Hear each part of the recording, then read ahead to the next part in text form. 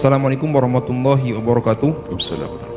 Buya, akhir-akhir ini saya merasa prihatin dengan adanya beberapa habaib yang tersandung kasus hukum yang oleh sebagian kita disebut dengan istilah kriminalisasi. Sikap sebagian saudara-saudara muslim kita yang lain ikut mencaci dan mengolok-olok para habaib yang dijadikan tersangka dalam kasus hukum.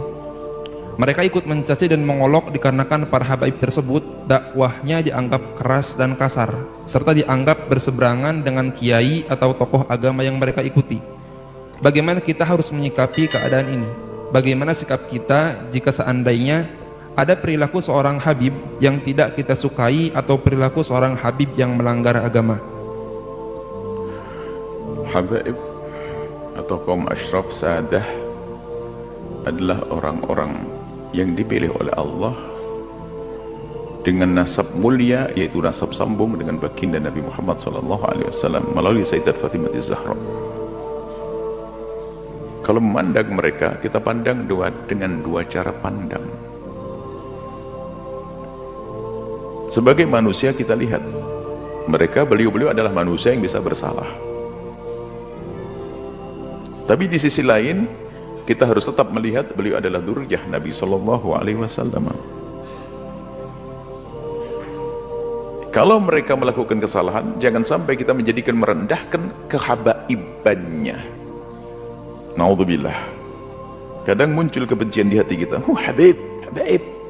Ini sudah ada muncul kebencian. Kalau dia salah, kita katakan salah sebagai manusia. Tapi jangan dihubung-hubungkan dengan istilah habaib. Karena kalau kita menyebut dengan nada merendahkan kalimat habaib, kita akan merendahkan sesuatu yang sambung dengan Nabi SAW. Kita tegur dia salah, tapi nggak usah karena habaibnya tuh habaib, nggak usah seperti itu. Seperti ada kebencian di hati kita dengan ahli bait Nabi, hati-hati, Nabi tidak akan menengok kita, tidak akan melihat kita. Kalau beliau bersalah, tentu kita wajib mengingatkan. Bahkan kewajiban kita mengingatkan beliau lebih daripada kita mengingatkan yang lainnya. Kenapa? Karena kita mengambil hidayah daripada kakek beliau. Kenapa di saat cucu baginda Nabi melakukan salah kok kita diam-diam saja? Tapi jangan sampai kita mencaci, mengolok, merendahkan karena dia habaib. Awas, hati-hati itu. Pandang dia salah kita ingatkan. Kalau kesalahannya jangan ditiru, jelas itu. Tapi jangan sampai ada kesan habib tuh. Akhirnya kita merendahkan nasab mulia baginda Nabi SAW. Saat itu kita akan runtuh menjadi rendah. Pandang dengan dua cara pandang. Jika salah dia manusia, sesuai dengan prosedur bagaimana meluruskan kesalahan yang benar. Tentunya bukan dengan bermacam caci maki dan sebagainya. Kemudian jangan dihubung-hubungkan dengan masalah nasab tadi. Nasab mulia itu pilihan dari Allah. Gak bisa, orang minta pun gak bisa dapat. Itu sudah dipilih. Beliau punya nasab sambung kepada Rasulullah SAW.